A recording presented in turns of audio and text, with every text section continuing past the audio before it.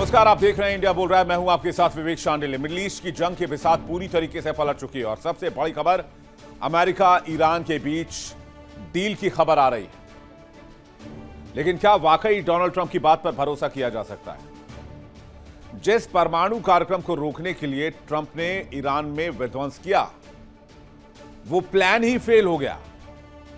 US खुफिया एजेंसियों की रिपोर्ट के मुताबिक खाड़ी में अमेरिका का वॉर शो पूरी तरीके के फ्लॉप रहा है और ट्रंप मुस्तबा के आगे घुटने के बल सीजफायर की मेज पर आने को मजबूर हो गया है। अमेरिका के हमले में ईरान का बहुत ज्यादा नुकसान नहीं हुआ। मुस्तबा खामनेई के खतरनाक दिमाग ने अमेरिका सहित 12 मुल्कों को दहला दिया। ईरान ने अपने परमाणु ठिकानों को न सिर्फ सुरक्षित रखा बल्कि यूरेनियम संवर्धन स्तर को 60% तक पहुंचा दिया। 440 किलो का यह जखीरा अब परमाणु हथियार बनने से चंद कदम दूर है। दावा भले ही नागरिक जरूरतों का हो, लेकिन अगर हकीकत साफ है, अगर हथियार नहीं बनाने थे तो 60% संवर्धन की आवश्यकता क्यों थी? रक्षा विशेषज्ञ ये मानते हैं कि ईरान अगले 9 से 10 महीनों में परमाणु बम तैयार करने की ताकत रखता है। अगर ऐसा हुआ तो ईरान अमेरिका और इजराइल की ताकत को पल भर में मिट्टी में मिला देगा। खाड़ी से अमेरिका की विदाई और ईरान की परमाणु यलगार ने दुनिया को एक नई चिंता में डाल दिया है। सऊदी अरब जैसे देश भी परमाणु हथियार बनाने की रेस में शामिल हो सकते हैं। हो सकता है कि पूरे मिडिल ईस्ट में परमाणु होड़ शुरू हो जाए, चाहे फिर किसी भी कीमत पर क्यों ना हो, चाहे इसके लिए कितनी रकम क्यों ना लगानी पड़े। तो क्या इसे मिडिल ईस्ट में एक परमाणु रेस के शुरू होने का खतरा है और अमेरिका अपने मेन मिशन में फेल हो गया क्योंकि उसका पूरा फोकस होर्मुज पर है? और इस बीच इजराइल का क्या होगा? वो एक बहुत मशहूर डायलॉग है ना शोले फिल्म में, जब डाकू गब्बर सिंह पूछता है अपने गुर्गों से, अब तेरा क्या होगा कालिया? तो कुछ ऐसा ही सवाल मिडिल ईस्ट में सामने आ सकता है। मिडिल ईस्ट में बासी पलट चुकी है, अमेरिका ईरान में डील हो चुकी है, होर्मुज खुलने पर सहमति बन चुकी है। यह सब कुछ मैं आपको बहुत लेटेस्ट न्यूज दे रहा हूं, लेकिन पर्दे के पीछे की खबर क्या है? पर्दे के पीछे की खबर यह है कि जो अमेरिका ईरान में रिजीम चेंज करने के लिए आया था, वो अब होर्मुज खुलवाने के लिए बेचैन हो रहा है और ईरान से डील कर रहा है। जो हथियार के दम पर ईरान को झुकाने आया था, तेहरान को बर्बाद करने आया था, वो अब डील की दुहाई दे रहा है, सीजफायर की बात कर रहा है और कह रहा है किसी भी कीमत पर डील होनी चाहिए। अमेरिका इजराइल ने दशकों तक एड़ी चोटी का जोर लगाया। 1979 से ईरान को सैंक्शन के दायरे में रखा, स्विफ्ट बैंकिंग सिस्टम से बाहर कर दिया, 28 फरवरी से विध्वंसक हमले किए, नतांज सहित कई परमाणु ठिकानों को दहलाया और अब डील की बात की जा रही है। वो भी कब? जब अमेरिका मिडिल ईस्ट में इस वक्त कमजोर हालत में है। लेकिन दूसरी तरफ ईरान से खबर यह है कि ईरान परमाणु महाशक्ति बनना चाहता है और अगले 10 महीने में वो परमाणु हथियार तैयार करने के काबिल हो जाएगा दोबारा। ये बहुत चौंकाने वाला दावा है और अगर ये दावा सच है तो ये वॉशिंगटन के लिए, पेंटागन के लिए, व्हाइट हाउस के लिए, तेल अवीव के लिए, इजराइल के लिए, बेंजामिन नेतन्याहू के लिए बहुत बड़े झटके वाली खबर है। दावा किया जा रहा है कि ईरान अगले 9 महीनों में अपना पहला परमाणु हथियार तैयार कर सकता है। जी हां, यही एटम बम जिसे रोकने के लिए डोनाल्ड ट्रंप ने अरबों डॉलर फूंक दिए, ईरान को चारों तरफ से चोक कर दिया। इजराइल ने मिसाइलों और बमों की बारिश कर दी, लेकिन नतीजा क्या हुआ? हाथ क्या लगा? अमेरिका इजराइल का यह वॉर शो खाड़ी में फेल साबित हुआ और मुस्तफा के दिमाग ने पूरी दुनिया को, पूरे अमेरिका को, पूरे इजराइल को हिलाकर रख दिया। ईरान के यूरेनियम को लेकर यूएस खुफिया एजेंसियों का दावा चौंका रहा है। इनका दावा है कि ईरान का परमाणु कार्यक्रम जारी है, जंग के बाद भी स्पीड नहीं थमी है ईरान का यूरेनियम पूरी तरह से सुरक्षित है। ईरान के पास यूरेनियम का पर्याप्त भंडार है। 9 महीने में परमाणु ताकत बन सकता है ईरान। इतिहास गवाह है कि ट्रंप ने ईरान के खिलाफ जो चक्रव्यूह रचा था उसमें आर्थिक पाबंदियां, सैन्य हमले, धमाके, अटैक सब शामिल थे। ट्रंप और नेतन्याहू का मकसद था ईरान को किसी भी कीमत पर घुटनों पर लेकर आओ। लेकिन कहानी में ट्विस्ट तब आई जब ईरान ने अपना जंगी बेड़ा खोल दिया, अपने मिसाइलों हथियारों का जखीरा खोला और अमेरिका, इजराइल सहित 12 देशों पर विध्वंसक हमले किए, साइबर अटैक किया, कई वैज्ञानिकों की जान गई। लेकिन अब खबर यह आ रही है, इतना सब कुछ होने के बाद ईरान फिर से अपने परमाणु कार्यक्रम पर काम कर रहा है। अमेरिका सहित 12 ताकतवर मुल्कों के गठबंधन को बैकफुट पर धकेलने के बाद ईरान यह सुनिश्चित करना चाहता है कि भविष्य में उसकी जमीन पर कोई भी मुंह उठाकर हमला ना करे। और दूसरी तरफ खाड़ी में सीज फायर है। अमेरिका ने अपने दोनों ऑपरेशन को बंद करने का ऐलान कर दिया है। अमेरिका खाड़ी से निकलने का रास्ता ढूंढ रहा है और ईरान इस इलाके में एक नए सुपर पावर के तौर सामने है। डोनाल्ड ट्रंप ने पिछले 2 महीने में खाड़ी में फ्लॉप शो दिखाया है। मेरे हिसाब से कैसे, मैं प्रूव करके देता हूं आपको। उन्होंने कहा कि ईरान पर हमला करके नक्शा से मिटा देंगे। हकीकत यह रही कि ईरान ने दोगुनी ताकत से पलटवार किया। ऑब्जेक्टिव यह था कि ईरान में रिजीम चेंज कर देंगे। नतीजा यह हुआ कि सुप्रीम लीडर आयतोला अली खामनेई के हटने के बाद उनसे भी ज्यादा यंग, उनसे ज्यादा एनर्जेटिक, उनसे ज्यादा तेज तर्रार मुश्तबा खामनेई की ताजपोशी हो गई, जो अगले 20-25 साल तक कहीं नहीं जाने वाले। कोशिश थी ईरान में जो जनाक्रोश है उसका इस्तेमाल करके रिजीम चेंज कर देंगे। हमले के बाद स्थिति यह हो गई कि जितने लोग भी खिलाफ थे सब एक साथ हो गए और उन्होंने कहा कि हमारे देश पर हमला बर्दाश्त नहीं करेंगे। कोशिश ये थी कि परमाणु कार्यक्रम को खत्म कर देंगे, बैकफुट पर धकेल देंगे। हकीकत यह है कि 440 किलो एनरिच्ड यूरेनियम ईरान के पास मौजूद है। बीच में अमेरिका तो यह भी कह रहा था कि भाई ये वापस करो, दे दो, हैंडओवर कर दो अमेरिका को, तब हम डील करेंगे। ईरान ने कहा ना, कोई डील नहीं होगी, कोई एनरिच्ड यूरेनियम आपको नहीं दिया जाएगा। उसके बाद जब ये सब तामझाम हुआ, पूरा रायता फैल गया, तो ईरान ने होर्मुज ब्लॉक कर दिया। अब पूरी कहानी यहां से शिफ्ट हो गई होर्मुज पर। अब अमेरिका कहने लगा कि हमें होर्मुज खुलवाना है। लेकिन आपको हकीकत पता है, होर्मुज पर ईरान का कंट्रोल बरकरार है। फिर वो कहने लगे कि हम प्रोजेक्ट फ्रीडम लगाएंगे, अमेरिकी नेवी की ताकत दिखाएंगे और जहाजों को एक एक करके पर्शियन गल्फ से निकालेंगे, गल्फ ऑफ ओमान और अरेबियन सी में लेकर आएंगे। हकीकत क्या है, ईरान के वर्चस्व की वजह से प्रोजेक्ट फ्रीडम को रोकना पड़ा, यहां तक कि ऑपरेशन एपिक फ्यूरी को भी सस्पेंड करना पड़ा, रोकना पड़ा।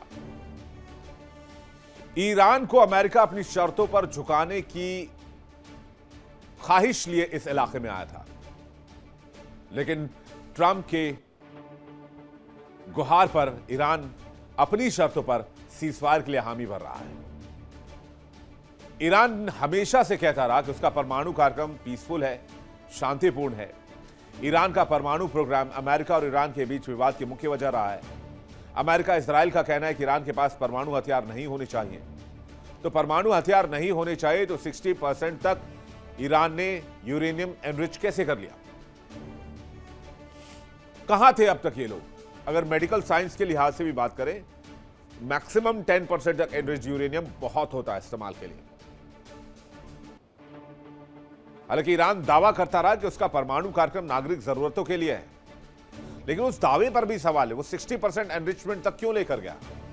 अगर आपको पब्लिक यूजेस के लिए ही एनरिचमेंट चाहिए तो आप 60% तक यूरेनियम एनरिच क्यों कर रहे हो? खैर, जितने दावे उतने सवाल। चलिए आपको बताते हैं कि नागरिक जरूरतों को पूरा करने के लिए यूरेनियम को कितना स्तर तक, किस स्तर तक संवर्धित करना जरूरी होता है। अगर बिजली उत्पादन के लिए चाहिए तो 3 से 5% तक एनरिचमेंट में काम हो जाता है। आजकल के कुछ हाईटेक रिएक्टर्स के लिए कराना है तो ज्यादा से ज्यादा 5 से 20% तक के लिए आपका काम हो जाएगा। रिसर्च और मेडिकल के लिए, जैसा कि मैंने आपको बताया, 10-12% की आवश्यकता होती है। ज्यादा से ज्यादा 19.75% तक आप यूरेनियम एनरिच करते हैं तो आपका काम हो जाएगा, जैसे कैंसर का इलाज और medical imaging radio active material के लिए जरूरी है। ईरान के पास कितना है? ईरान के पास 440 केजी यूरेनियम है, जो 60% से ज्यादा एनरिच्ड है, जो इस्फहान की भूमिगत सुरंगों में होने की आशंका है। और इसलिए अब कहा जा रहा है कि ईरान अब अगला कदम परमाणु हथियारों की तरफ ले जाएगा। तो एक मुल्क जो शायद परमाणु हथियार बना रहा था, नहीं बना रहा था, कोई कॉन्फर्मेशन नहीं, अमेरिका के पास भी नहीं, वो अब हथियार बना रहा है। होर्मुज पहले खुला हुआ था, यहां से तमाम जहाजों की आवाजाही थी, रोजाना 150 जहाज इस इलाके से निकलते थे, वो अब बंद है। पहले होर्मुज में किसी तरह का पैसा नहीं लिया जाता था, लेकिन अब होर्मुज से ईरान पैसे की उगाही भी करेगा। पहले ईरानी ऑयल पर सैंक्शंस थे, वो दुनिया में तेल नहीं बेच सकता था, अब ईरानी ऑयल को सैंक्शन फ्री कर दिया गया है। पहले ईरानी संपत्ति अमेरिकी सैंक्शंस के अनुसार फ्रीज थी, लेकिन अब जो नई डील हुई है उसके हिसाब से अमेरिका ने हामी दी है कि वो ईरानी संपत्तियों को जितना भी उन्होंने फ्रीज करके रखा है उन सबको रिलीज करेगा। हासिल क्या हुआ? और सबसे ऊपर ईरान अब परमाणु हथियार की तरफ जा सकता है। कहते हैं यूरेनियम ऐसी जगह छिपाया गया है जहां अमेरिका के सबसे ताकतवर बंकर बस्टर बम भी बेअसर हो सकते हैं। यानी जिस मिडिल ईस्ट को, और हां, मिडिल ईस्ट के देशों को इनसिक्योर करके भी अमेरिका ने मिडिल ईस्ट में अपना बेड़ा गर्क कर दिया। और अमेरिका ने यूएसएस जेराल्ड आर फोर्ड बुला लिया है, और बाकी विमान भी, बाकी जहाज भी वो धीरे धीरे बुला लेगा। किसी एक मोर्चे पर अमेरिका ने कामयाबी पाई, और जिस तरह से ईरान ने परमाणु संकल्प लिया है, उसने अमेरिका के सहयोगियों और इस्राइल को खासा डरा दिया है। और ईरान ने साबित किया कि पाबंदियां किसी हौसले को नहीं रोक सकती हैं। पाबंदियां किसी भी इंसानी जज्बे के आगे नहीं आ सकती। ईरान अब उस मोड़ पर है जहां से वो इजराइल और अमेरिका को सबक सिखाना चाहता है। लेकिन शायद आज मिडिल ईस्ट में हमें शांति की आवश्यकता है, सीजफायर की आवश्यकता है, पीसफुल माहौल की आवश्यकता है। अब आपको बताते हैं कि ईरान परमाणु हथियार बनाएगा तो क्या क्या संभावनाएं हैं। पहली संभावना तो यह है कि मिडिल ईस्ट में परमाणु हथियार बनाने वाला ईरान सबसे ताकतवर मुल्क बन जाएगा। इसके अलावा मिडिल ईस्ट में परमाणु हथियारों की होड़ शुरू हो सकती है। सऊदी अरब जैसे देश भी परमाणु हथियार ढूंढेंगे, मांगेंगे, खरीदेंगे। खाड़ी देशों में अमेरिकी सैन्य ठिकानों पर परमाणु हमले का खतरा होगा। अमेरिका के सबसे करीबी सहयोगी इजराइल के भी ऊपर संकट गहरा जाएगा।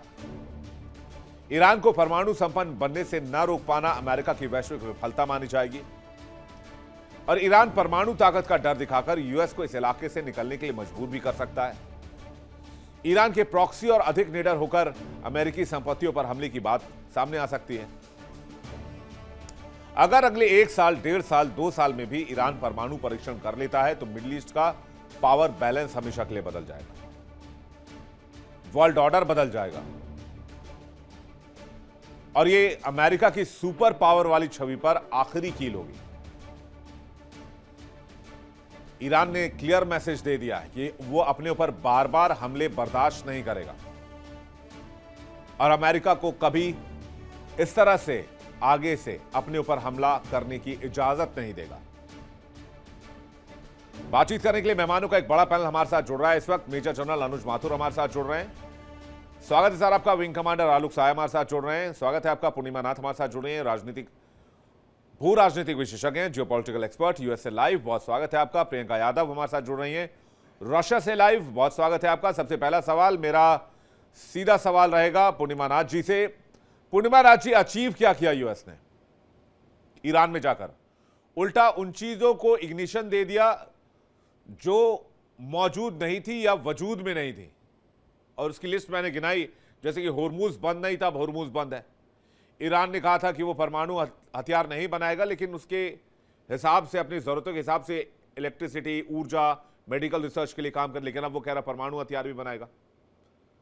मिडिल ईस्ट पहले सिक्योर था, लेकिन अब इनसिक्योर हो चुका है।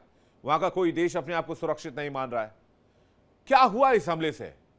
एक ऐसे मुल्क को आपने परमाणु हथियार की रेस में डाल दिया जहां से पूरे मिडिल ईस्ट का पावर बैलेंस बिगड़ सकता है।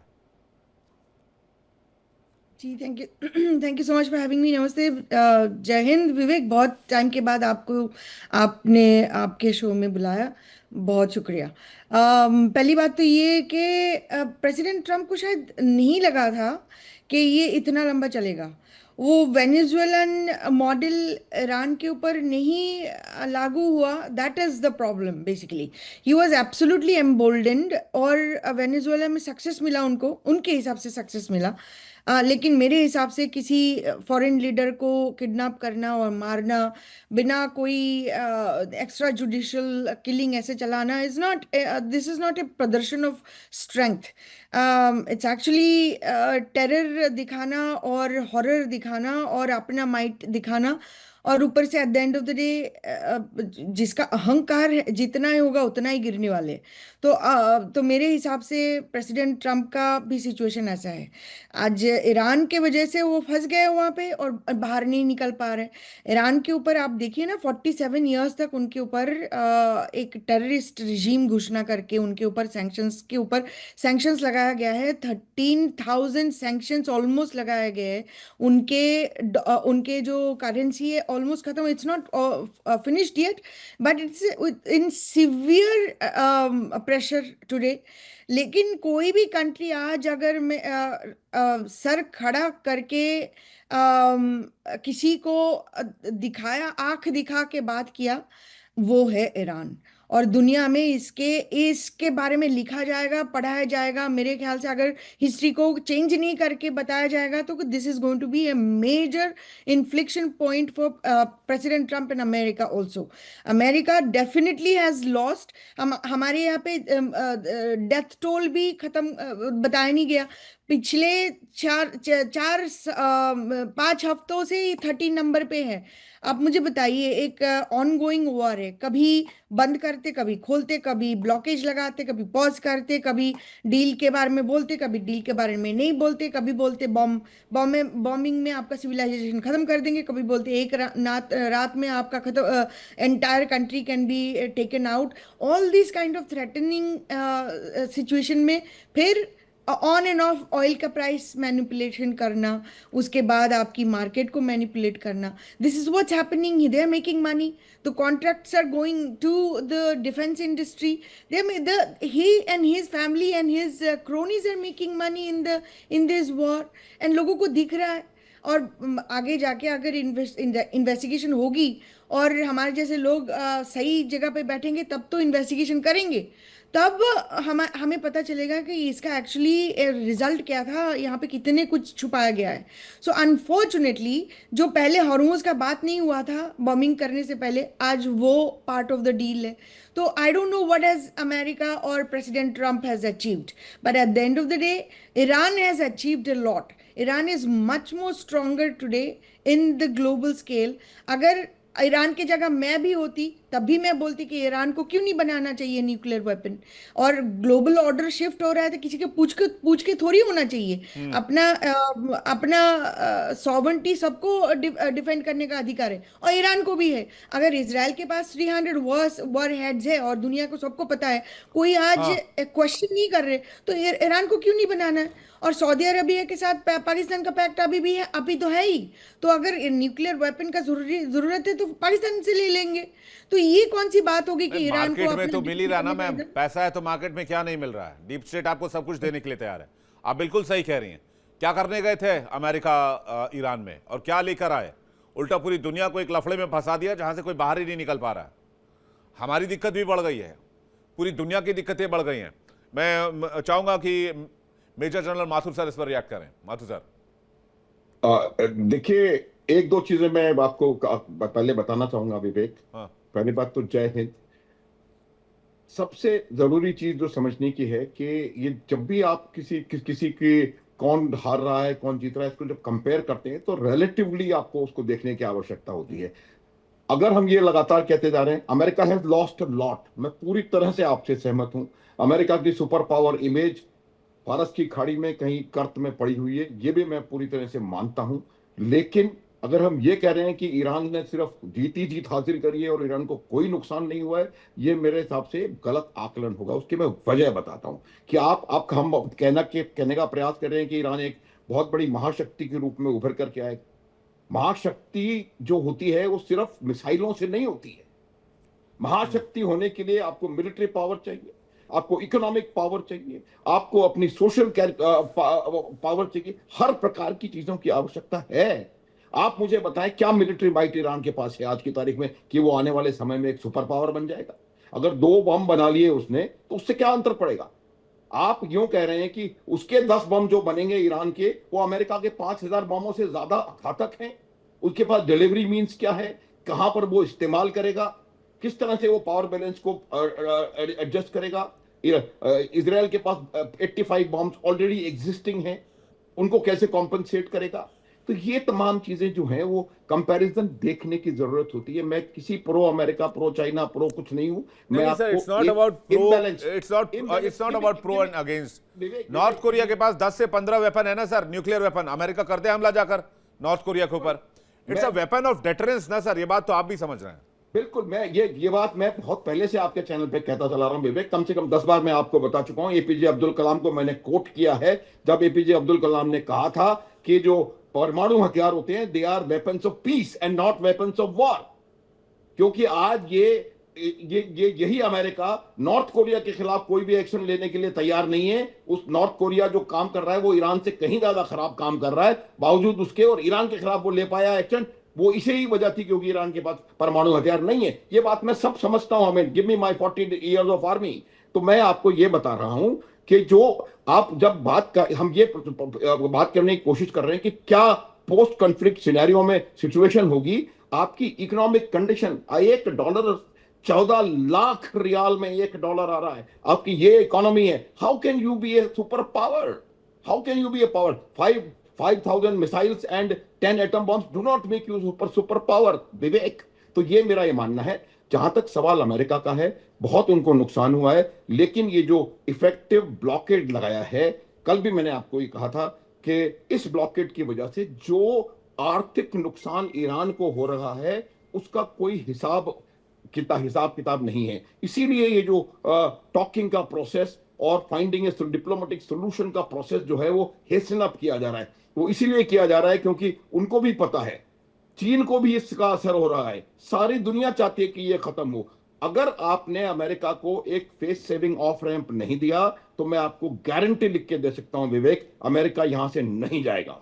क्योंकि अगर अमेरिका अपना यहां से बिना फेस सेविंग ऑफ रैंप के चला गया तो क्या जवाब देगा अपने लोगों को कि मैं वहां गया, मैंने वहां लड़ाई करी और जो बातें आपने बताई कि ईरान के पास ये नहीं, तो सब कुछ मैं ईरान को देकर के आ गया। ये बहुत इंपॉर्टेंट पॉइंट आपने सर उठाया। I am completely agree with you कि एक फेस सेविंग एग्जिट अमेरिका को यहां से चाहिए, लेकिन क्या वो रशिया दिला पाएगा, क्या वो चीन दिला पाएगा? बीजिंग दौरे पर जा रहे हैं।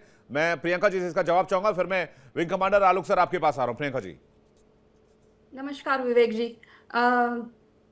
अभी हमारे पैनलिस्ट ने बिल्कुल सही बात कही कि उनका जो यहाँ से एग्जिट है सिर्फ इस बेसिस पे डिपेंड नहीं करता कि उनका एजेंडा जो है न्यूक्लियर जो फैसिलिटी को स्टॉप करना, वो इजराइल का एजेंडा बेसिकली है कि उनकी न्यूक्लियर फैसिलिटी से सबसे पहला खतरा इजराइल को है।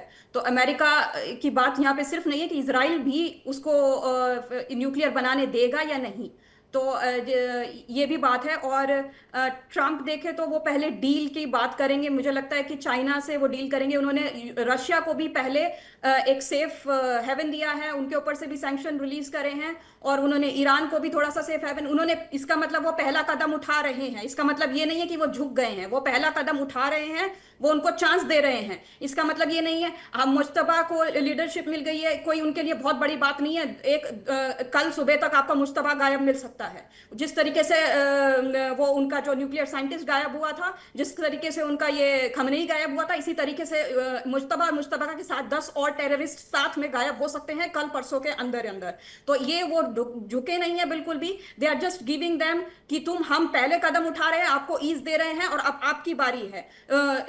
तो वो ये नहीं है कि वो यूरेनियम छोड़ देंगे या न्यूक्लियर छोड़ देंगे। चाइना में वो जाएंगे तो बेसिकली इसी मुद्दे पे बात करेंगे। मुझे लगता है कि वो ताइवान के मुद्दे पे इतना नहीं उठाएंगे, सॉफ्ट हैंड देंगे चाइना को, जो कि ऑलरेडी वो अपनी डिप्लोमेटिक स्टैंड से उनको सेफ हैंड दे चुके हैं। वो नहीं चाहते इस मुद्दे में जाना, क्योंकि उनके पास और बड़े बड़े ग्लोबल मुद्दे हैं और उनका ये लास्ट टर्म है। तो इसलिए मुझे लगता है कि वो यहाँ पर सिर्फ और सिर्फ ईरान को बैलेंस करेंगे, जो चाइना के ऊपर टैरिफ्स लगाया है, बायलेटरल ट्रेड में जो दिक्कतें आई हैं रेयर अर्थ और जो एग्रीकल्चर को लेकर के, मुझे लगता है इन चीजों को वो जा करके वहां पर बैलेंस करेंगे, जो कि करना चाहिए उनको। उसके अलावा देखा जाए तो China is now deep state की सबसे बड़ी पावर है, और सबसे ज्यादा टेक्नोलॉजिकली एआई और क्रिप्टो बेस्ड टेक्निक से, as per my research done, as per the global intelligence research done, आज सबसे ज्यादा जो टेक्नोलॉजिकली सपोर्ट कर रहा है हर तरीके के टेररिज्म को, नार्को टेररिज्म को, ऑर्गन ट्रांसप्लांट ट्रैफिकिंग को, हर चीज को जो safe haven through payments and through AI दे रहा है, वो चाइना है।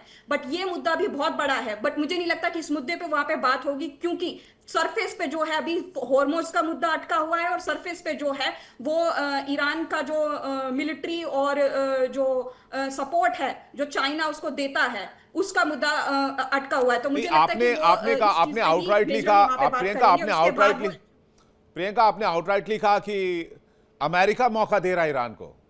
मैं ये कहूं ईरान अमेरिका को मौका दे रहा है, तो इसमें क्या गलत है? आप कैसे सही है, मैं कैसे गलत हो गया फिर? ईरान अगर मौका दे रहा है तो मुझे एक बात बताइए, ईरान सबसे पहले तो ईरान ये अटैक्स जो कर रहा है, उन्होंने अभी जो रिसेंटली यूएई पे ऊपर भी दोबारा उन्होंने अटैक किया, कुछ भी अल्टरनेटिव बनाने लगते हैं तो फुजैरा वाला अटैक तो ईरान मना कर रहा है। है, उसके ऊपर चांसेस ये भी है कि वो फॉल्स फ्लैग ऑपरेशन है, हो सकता है वो अटैक इजराइल ने किया हो, या फिर उसके पीछे सीआईए मोसाद की कॉन्स्पिरेसी हो। मोसाद की कॉन्स्पिरेसी, फॉल्स फ्लैग ऑपरेशंस के एलिगेशंस लगते रहे, मिडिल ईस्ट में कुछ हमले ऐसे भी हुए हैं जो अननोन है, जो अभी तक जानकारी नहीं है हमला किसने करा है।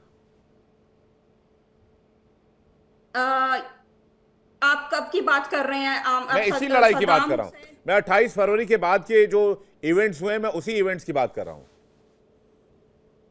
देखो, ईरान के पास अपना आरामको पर जो अटैक हुआ था उसके पीछे भी कुछ ऐसे ही कयास लगाए गए थे। मैं एक दो और रिफाइनरीज का नाम जैसे ही रिकॉल करने की कोशिश कर रहा हूं, जैसे रिकॉल होता है मैं आपको बताता हूं।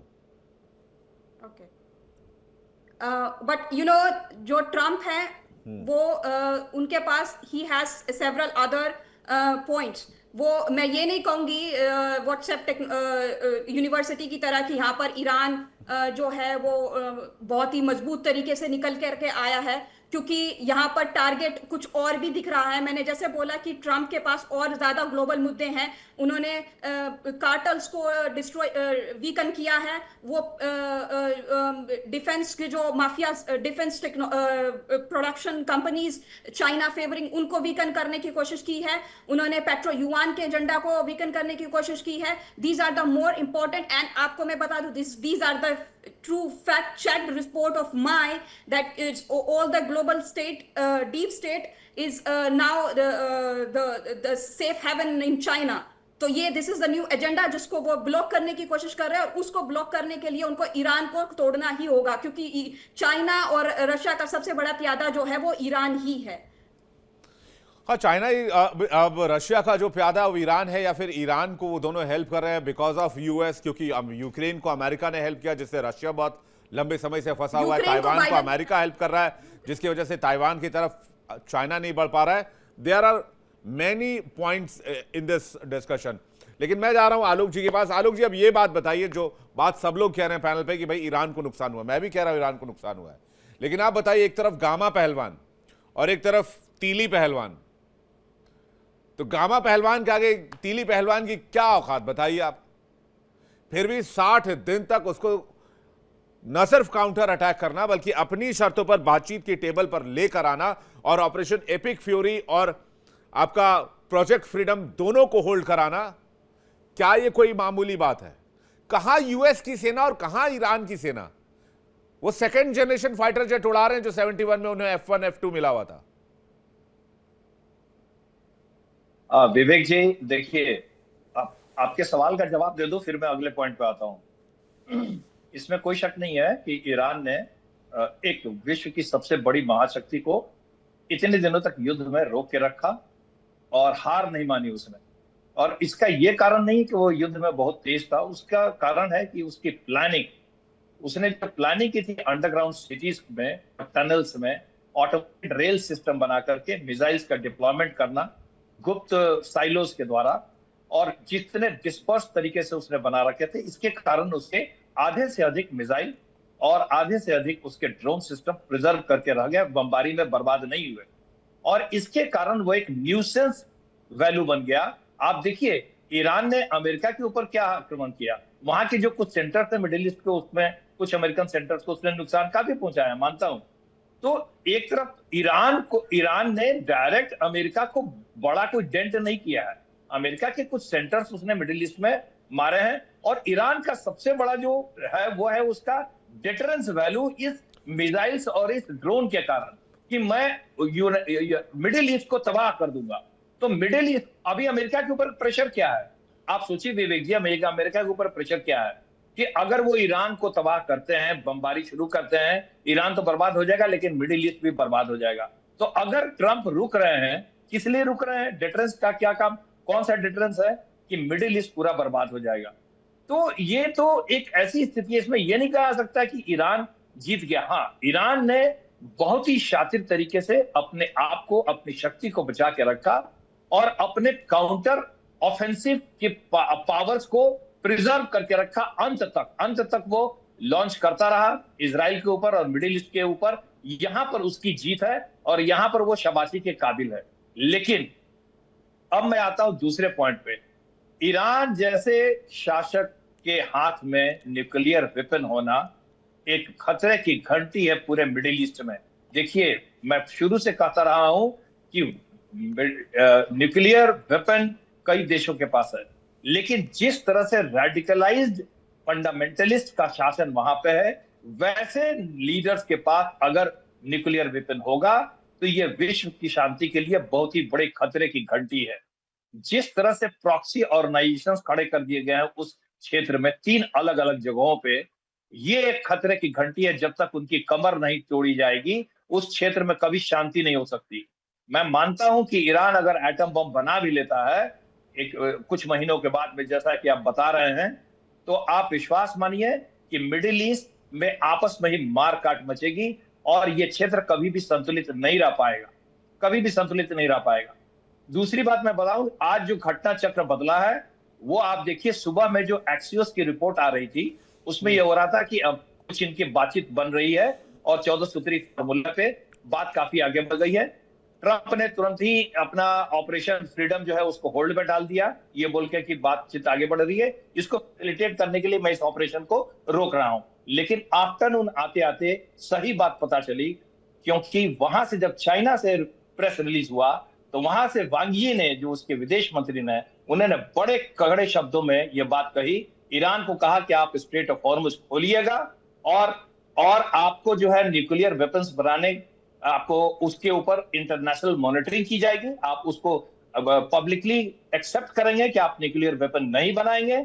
साफ उसने डिटेल दिया, वांग यी का स्टेटमेंट आया है, और इसके बदले में अमेरिका जो है जितने आपके ऊपर सैंक्शंस है उसको लिफ्ट करेगा और आपके जितने भी सीज हुए हैं फंड्स उसको रिलीज करेगा। तो ये एक, अब इसमें अमेरिका का एक इंटरेस्ट ये था कि भले ही ईरान ये बात पर सहमति दे दे लेकिन वो चुपके से बॉम्ब बना लेगा, तो उसको एक सेफ्टी वॉल दिया जा रहा है कि भाई जो इंटरनेशनल पर्यवेक्षक मतलब हैं, मोटा मोटी बात उनको यह है कभी आलोक सर कि ईरान और चीन ने मिलकर अमेरिका को बेवकूफ बनाया, खेल गए दोनों कुल मिलाकर दोनों को मिलाकर। देखिए विवेक जी, हाँ, ये कहना बड़ा मुश्किल है अभी, मुश्किल ये कैसे कहना सर? बड़ा मुश्किल है अभी, क्योंकि भाई ईरानी संपत्ति क्योंकि लगभग देखिए, 50 साल से मैं ये फ्रीज मानता थी, उन सबको अमेरिका रिलीज करेगा। ईरानी ऑयल पे सैंक्शंस था, वो सारे सैंक्शंस हटेंगे। ईरान के ऊपर जो कुछ कार्रवाई आगे होनी थी उस पर भी अब आगे कार्रवाई नहीं होगी। होर्मुज जो था बंद था, मतलब खुला हुआ था, लेकिन अब वो खुलेगा तो वो उसमें ईरान वहां पर तेल टैक्स वसूलेगा। तो ये और उल्टा पुल्टा करके चलेगा और ईरान का भरपूर फायदा करा दिया। ईरान ने तो कहा नहीं कि हम भाई हूती, हमास और हिजबुल्लाह को सपोर्ट करना बंद करेंगे। ईरान ने गारंटी दी? नहीं दी। चाइना ने उल्टा डर दिखाकर होर्मुज भी खुलवा दिया, वो 28 तारीख से पहले ऐसे ही खुला हुआ था हमले से पहले, और इनकी संपत्तियों को भी, जो भी फ्रीज किया हुआ था यूएस ने, उनको सबको रिलीज करवा दिया। और ट्रम्प ने कहा कि हमने डील कर लिया, हम विनिंग सिचुएशन में, हम युद्ध जीत गए। हाय रे बाप, क्या किए हैं लोग। विवेक जी देखिए, आप बिल्कुल सही कह रहे हैं कि चीन के दबाव से इस समय ऐसी स्थिति बनी है। मैं मानता हूं, आप भी मानते हैं, स्टेटमेंट आ गए बड़े क्लियर, इसमें अब किसी को कोई शक नहीं है। लेकिन दूसरी तरफ आप ये भी देखिए कि अभी अमेरिका अगर मॉरेटोरियम डालता है, कब तक वो इन शर्तों को मानेगा, ये कहना बड़ा मुश्किल है, नंबर एक। नंबर दो मैं आपको बता दूं कि अभी उसको चीन जाना है। चीन से उसको कई शर्तें, कई ट्रेड कंसेशंस लेने हैं। क्या बातें होती हैं उस पर निर्भर करेगा कि फिर उसके बाद चीन दौरे के बाद अमेरिका का क्या रुख होता है, ये तो समय ही बताएगा। तीसरी एक और बात ये मैं आपको बता रहा हूं कि अमेरिका अभी दूसरे चरण के युद्ध के लिए तैयार नहीं था। उसने जो डील किया है 260 अरब डॉलर का मिडिल ईस्ट के देशों के साथ, जो हथियार वहां पर भेजे जाने हैं, उनकी अभी डिप्लॉयमेंट नहीं हुई है। तो अभी अगर युद्ध हो जाएगा तो मिडिल ईस्ट अपने आप को बचा नहीं पाएगा। अमेरिकी हथियार जो वहां पर लेटेस्ट लेजर वेपन जो उन्होंने डेवलप किया वो भेजे जाने हैं। एडवांस प्रेसिजन किल वेपन जो उनका है वो जाने हैं। पैट्रियट का जो एडवांस सिस्टम बना है एरो 3 का वो जाना है। रडार सिस्टम जाना है। ये सारी डील हो गई है, डिप्लॉयमेंट अभी नहीं हुई है। तो इस समय अगर युद्ध होता है तो अमेरिका फिर बैकफुट पाएगा, फिर वही स्थिति होगी, मिडिल ईस्ट बुरी तरह तबाह होगा और अमेरिका को बैकआउट करना पड़ेगा। तो क्या ये अमेरिका समय बाई कर रहा है, ये भी आने वाला समय ही बता पाएगा विवेक जी।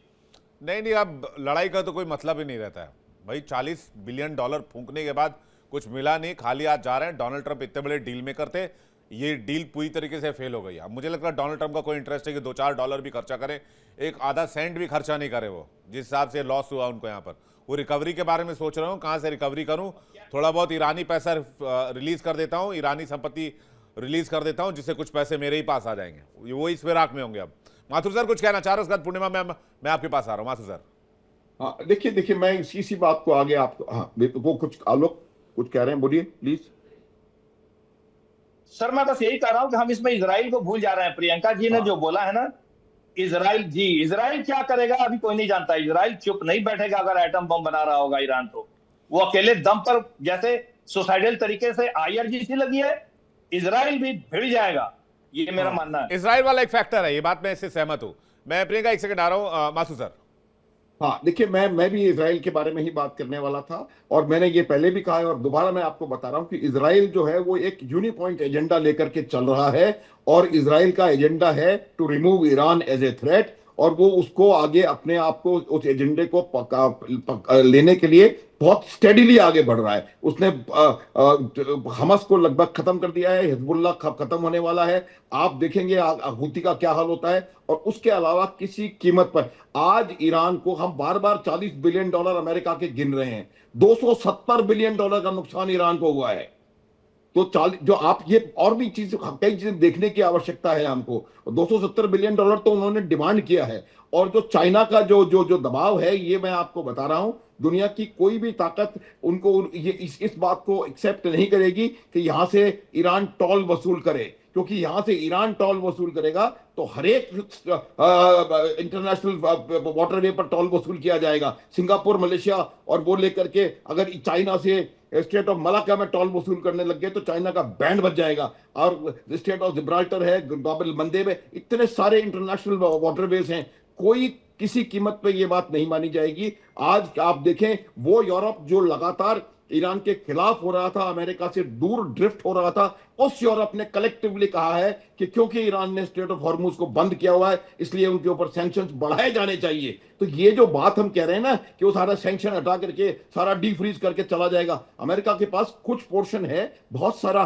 323 बिलियन US डॉलर यूएई ने उनका फ्रीज कर दिया है जी। इसके खाली अमेरिका के पास थोड़ी है। और आप मैं यही बार बार कहने के प्रयास कर रहा हूं कि हमने ना कि इस पूरे के पूरे संघर्ष में हम ये कहते चले जा रहे हैं कि ईरान जो है वो बिल्कुल सबसे बड़ा हीरो है। मेरे हिसाब से सबसे बड़ी 13 आतंकवादी संगठन ये चला रहा है। वो पैसा जो कि इनके विकास में लगना चाहिए था, वो पैसा उसने आतंकवादी संगठनों में लगा करके रखा हुआ है। एक दशकों का आर्थिक कुप्रबंधन, उनके सोचने की क्षमता को रोकना, उनके ऊपर अपनी आइडियोलॉजी को थोपना, उनके असहमति के अधिकार को खत्म करना और प्रदर्शन करने वाले 27,000 अपने खुद के लोगों को मार देना, ये किसी सभ्य समाज की कोई वो नहीं है। हमको ये बात भी समझने की आवश्यकता है। मानता हूं मैं ईरान बहुत बड़ा हीरो बनकर के इसमें से निकला है, लेकिन जो उनका नुकसान है विवेक, उसको भी देखने की जरूरत पूर्णिमा है। जी, अगर हम पूर्णिमा जी, 40 बिलियन हाँ। यूएस के गिन रहे हैं, यूएस के, तो उनके 270 बिलियन भी आप देखिए कहां गए। उनको पता नहीं पड़ रहा ईरान को कि वो कहां से कहां जाएगा। और अगर 10 दिन और ये लगा रह गया, लेकिन सर इतने इकोनॉमिक लंबे ब्लॉकेज, सैंक्शन के बाद अगर 270 बिलियन डॉलर ईरान ने खर्च कर दिए तो सोचने वाली बात है। मालदार पार्टी है फिर तो। खर्च नहीं किए। नहीं विवेक, प्लीज प्लीज अच्छा, इंफ्रास्ट्रक्चर नुकसान, प्लीज, हाँ प्लीज, वो नुकसान की बात कर रहा हूं। 270 बिलियन का नुकसान हुआ। कितने इंफ्रास्ट्रक्चर उनका चला गया, आधी नेवी चली गई, आधी एयरफोर्स चली गई, और पूरा एडी का लगभग पूरा खत्म है, इलेक्ट्रॉनिक वॉरफेयर पूरा खत्म है, 4,000 लोग मारे गए आपके, सारी हायरार्की चली गई। अमेरिका जैसे सुपर पावर से हूती हिजबुल्लाह जैसे चींटी भिड़ जाएंगे फिर क्या होगा सर? यही होगा, यही नतीजा होगा। उनके पास ना एयर डिफेंस है ना कोई दूसरा डिफेंस सिस्टम है, तो उनको तो जितना फोड़ा हो तो फूटते चले गए बेचारे। उनके तो सिर पे बम गिर रहे थे, वो तो इंटरसेप्टर, ना उनके पास इंटरसेप्टर ना उनके पास एयर डिफेंस। तो नुकसान तो है, लाजमी है, ये बात सही है, क्योंकि उनको होना ही था ये नुकसान। भाई इजराइल ने 30,000 से ज्यादा बॉम्ब मारे, बॉम्बार्डिंग की है, तो ये तो नुकसान होना लाजमी था। पूर्णिमा जी कुछ कहना चाह रहे थे? पूर्णिमा जी। विवेक, ये हर डिबेट में मुझे ऐसा लगता है कि सब लिटरली ईरान के ऊपर हावी हो गए और वेस्टर्न प्रोपागेंडा आगे बढ़ाने में बहुत दिलचस्पी रखते हैं। मैं 2-3 चीज़ खारिज करना चाहूँगी यहाँ पे। फर्स्ट ऑफ ऑल, बार बार ये प्रॉक्सी के बारे में बात होती है, ईरान का प्रॉक्सी है, लेकिन कभी कोई डिबेट में आज तक ये क्वेश्चन पूछा नहीं जाता कि अमेरिका के पास कोई प्रॉक्सी नहीं है।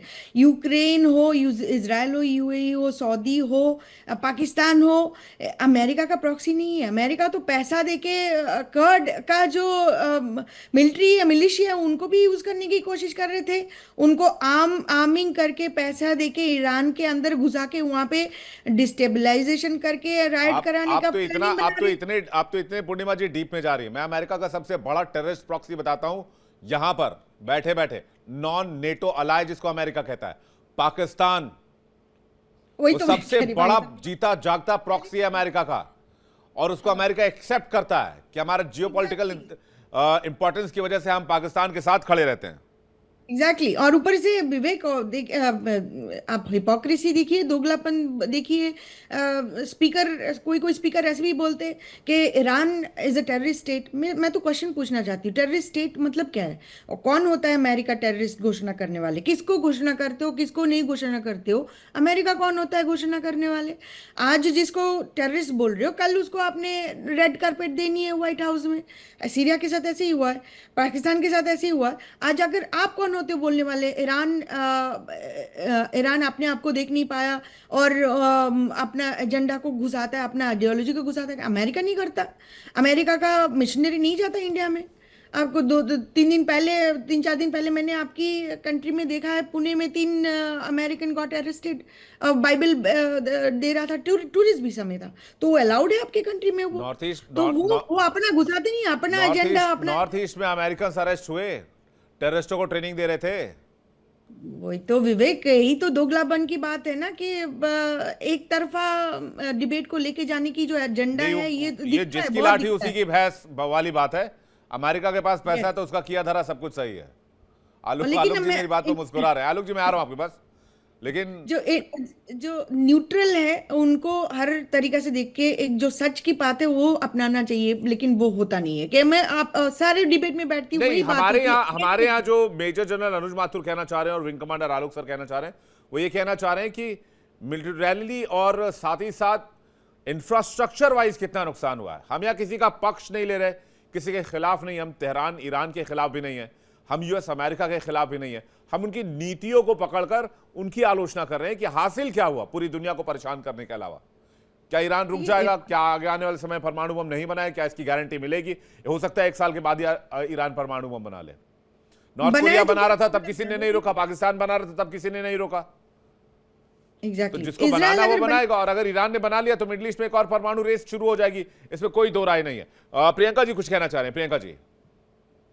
हाँ विवेक जी, अक्टूबर से पहले रहते रहते यदि इन सब प्रयासों से, इन डील्स से, चाइना के साथ टॉक करके, ये सभ्य सिविलाइज तरीके के प्रयासों से, वरना चाहे तो वो ईरान में दोबारा स्टार्ट करके फिर विध्वंस मचा देंगे, फिर आप ही की तरह, आप ही के जैसे लोग आकर के फिर बोलेंगे अरे लोग मार दिए, इनोसेंट सिविलियन मार दिए, औरतें मार दिया, ये मार दिया, वो मार दिया, और जब वो पीछे चले जाएंगे तो आप बोलेंगे हार गए, हार गए, हार गए। ये तो मुझे समझ में नहीं आता कि आप लोगों कहना क्या चाहते हैं, करना क्या चाहते हैं। लेकिन अक्टूबर से पहले उन्होंने ये जितने भी टेक्निक्स, डील्स और सॉफ्ट हैंड दे देकर अगर डील कर ली तो ठीक है, वरना अक्टूबर के बाद यदि बेंजामिन नेतन्याहू का तख्ता पलट होता है और बेनेट आते हैं, बेनेट को इसलिए नहीं लाया जा रहा है कि पीस हो जाए, बेनेट को इसलिए लाया जा रहा है ताकि जल्दी पीस हो जाए। जल्दी पीस हो जाए मतलब जल्दी ईरान को डिस्ट्रॉय किया जाए।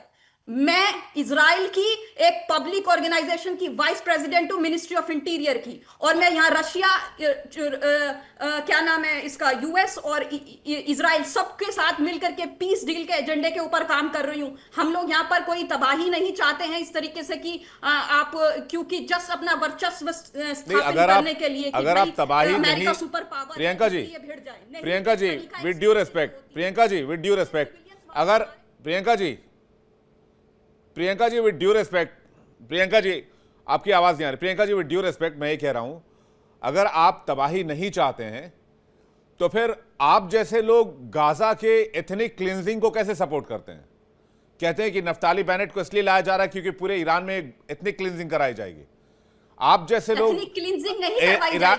लोग ईरान के स्कूल में 160 बच्चियों के मारे जाने की बात की आलोचना क्यों नहीं करती हैं? नहीं, इट्स ऑल अबाउट ह्यूमैनिटी ना। 1500 लोग मारे थे हमास ने, उसके बाद कितने लोगों को होस्टेज रखा गया था?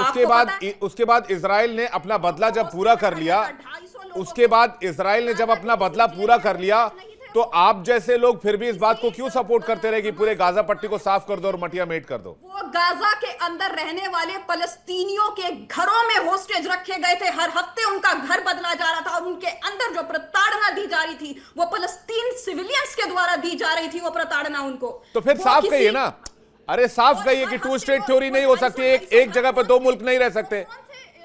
आपके इनोसेंट सिविलियन थे, और आपके मुल्क की सिक्योरिटी कैसे कि आपके अंदर घुसकर वो 150-200 इजरायलियों को बंधक बनाकर चले गए? फलस्तीन महिलाएं बाहर आकर नहीं, आप मुझे बताइए ना, क्या इसमें कॉन्स्पिरेसी थ्योरी नहीं है? क्या इजराइल इसमें शामिल नहीं था? आखिर इजराइल खुद को इतना सिक्योर मुल्क अगर मानता है, बताता है, तो इजराइल के अंदर घुसकर 150-200 इजराइलियों को कैसे हमास किडनैप कर सकता है? इजराइल जिसके पास एक इंच की इंफॉर्मेशन होती है, इजराइल जिसके पास एक चीज की इंफॉर्मेशन होती है, मोसाद जैसा खुफिया एजेंसी दुनिया में नहीं है, उसके अंदर 200 लोग घुसते हैं और 250 लोगों को किडनैप करके वहां से गायब हो जाते हैं, और इजराइल हाथ पे हाथ धरा रह जाता है। ये कॉन्स्पिरेसी थ्योरी नहीं है। वाह, चोर चोर मोसेरे भाई। उसके बाद कहते हैं कि पूरा गाजा साफ कर देंगे। एजेंडा तो यह था कि पूरे गाजा को मिट्टी में मिला दो। वो आज भी यही चीज कर रहे हैं, लेबनान के अंदर भी। एजेंडा ये था गाजा को मिट्टी में मिला दो, वरना इजराइल के परमिशन के बगैर एक फिलिस्तीनी इजराइल में नहीं घुस सकता है।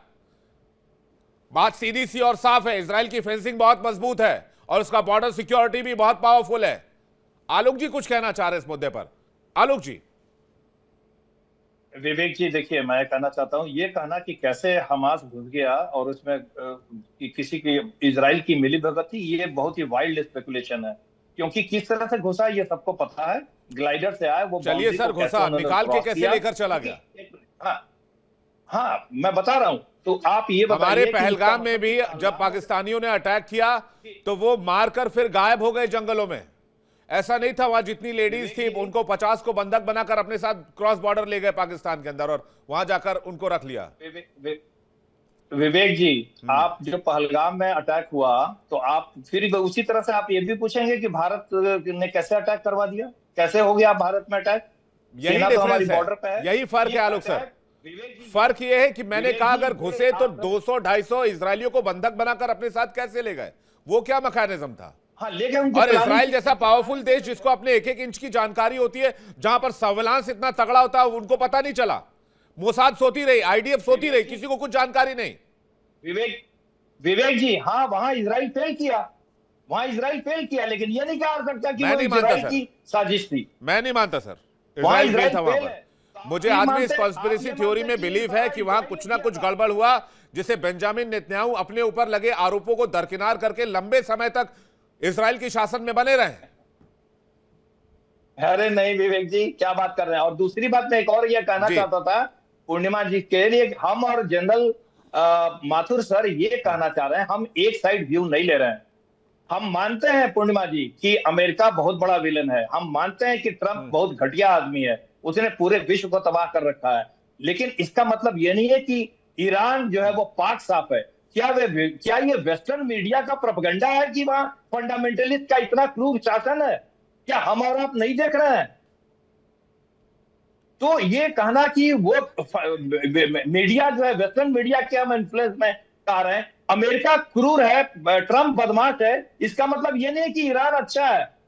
अगर ईरान गलत कर रहा है तो हमें उसको भी आलोचना करनी पड़ेगी, और इसीलिए अगर ईरान गलत है तो फिर अमेरिका भी गलत है, उनका ये कहना है पूर्णिमा जी का। मैं प्रियंका जी जल्दी से कुछ कहना चाह रही। प्रियंका जी, मैं पूर्णिमा जी की बात पे कहना चाहती हूँ, जो उन्होंने पाकिस्तान का मुद्दा उठा करके लेके आया, इजराइल उसको पाकिस्तान को एक टेररिस्ट स्टेट मानता है, वो हमारे साथ खड़ा है उसका इलाज करने के लिए। आज यदि यूरेनियम उठता है, आज दो अगर ईरान का न्यूक्लियर एजेंडा ध्वस्त होता है तो अगला नंबर पाकिस्तान का न्यूक्लियर भी उठेगा जी भी उठेगा। कुछ कहना चाह रहे थे माथुर सर। मैं देखिए, मैं आपको यही बता रहा हूं कि जो पहलगाम का और इजराइल का डिफरेंस है, इजराइल का एक प्रॉपर अटैक था वो, और अटैक में 250 लोग हथियार लेकर के आए थे, और वो ऐसी जगह पर गए थे जहां पर कोई सिक्योरिटी नहीं थी, पिकनिक हो रही थी, वहां पर म्यूजिक का कार्यक्रम चल रहा था, निहत्थे थे लोग थे। विवेक, कोई कंपैरिजन नहीं है और कोई इसके अंदर कॉन्स्पिरेसी नहीं है। इजराइल को अगर आपको समझना है तो you will have to study Israel. I am sorry, वो कोई कॉन्स्पिरेसी नहीं है। इस प्रकार की चीजें ये पहले भी हुआ है। अब जब ये जर्मनी में जाकर के एथलीट्स को मार देना, ये कोई भी ऐसे इस तरीके के अटैक किए जा सकते हैं। कोई वहां पर वॉल लगी भी नहीं है, कोई वहां पर इस तरह से। तो ये जब पहले भी 1973 में यौम किपुर वॉर जब हुई थी, तब हमला हुआ था, तब इजिप्ट जो 6 दिन तक 200 किलोमीटर अंदर चला गया था इजराइल के, वो भी क्या कॉन्स्पिरेसी थी? 67 में जो लड़ाई हुई थी वो भी कॉन्स्पिरेसी थी? Come on, this is not the way. जो हुआ उसके बाद जो एक्शन लिया गया है, और आपने उनको मार दिया करके, उसके बाद आप बच्चे ले गए, 6-6 महीने के बच्चों को आपने इलेक्ट्रिक अवन में लग करके जला दिया। क्या बात कर रहे हैं हम लोग? वैचारिक स्वतंत्रता ईरान में नहीं। पूर्णिमा जी प्लीज, वैचारिक स्वतंत्रता ईरान में नहीं है। वैचारिक स्वतंत्रता का हनन ईरान में किया जा रहा है, और जो देश अपने खुद के 30,000 लोगों को इसलिए मार सकता है क्योंकि वो खमने के खिलाफ ये बात अमेरिका के हमले से तय होगी या यूएन में चर्चा करके तय होगी? या यूएन पीसकीपिंग फोर्स लगाएगा? कोई एक संस्था तो बनी होगी ना इस दुनिया में जो किसी देश के ऊपर लगे एलिगेशन का हल निकाले या फिर उसका फैसला करे। बात इसकी नहीं हो रही कि अमेरिका मुंह उठाकर कल को यहां बोले कि भाई हिंदुस्तान में दिक्कत है तो कल को अमेरिका यहां आ जाए हमारे घर के अंदर। ऑब्वियसली आएंगे विवेक, आएंगे। मैं बता रही हूँ आपको, यहाँ पे आपके कंट्री को सीपीसी घोषणा किया है, कंट्री ऑफ पर्टिकुलर कंसर्न, पहले बहुत साल से कर रहे हैं। अरे हम लोड नहीं लेते, फर्क नहीं पड़ता। I know it's not happening also, लेकिन वाशिंगटन आपको घोषणा कर दी है और they are going to कोई फर्क नहीं पड़ता मैम, मैं लोड नहीं लेता। माइनॉरिटी क्रिश्चियन और मतलब अगर मैं लोड नहीं ले रहा हूँ पूर्णिमा जी, तो कोई हिंदुस्तानी लोड नहीं ले रहा है। कुछ एक लेते होंगे, मुझे उनसे भी कोई फर्क नहीं पड़ता। कुछ में भी डाल दे, सीपीसी डाल दे, आईपीसी डाल दे, डीपीसी डाल दे, मुझे कोई फर्क नहीं पड़ता। आप लोगों का बहुत बहुत शुक्रिया हमारे साथ जोड़ने के लिए, बहुत बहुत धन्यवाद अपना कीमती वक्त देने के लिए। जय हिंद, जय भारत। दर्शकों आपका भी बहुत बहुत शुक्रिया हमारे साथ जोड़ने के लिए। वक्त एक ब्रेक का है, ब्रेक पे जाने से पहले आपको बता दें इंडिया डेली अब आपके स्मार्ट टीवी पर भी मौजूद है। देखिए इंडिया डेली 24/7 अब आपकी स्मार्ट टीवी पर। इंडिया डेली मौजूद है सभी डिजिटल प्लेटफॉर्म पर लाइव और लगातार। इंडिया डेली 24/7 हर दिन राष्ट्र को समर्पित।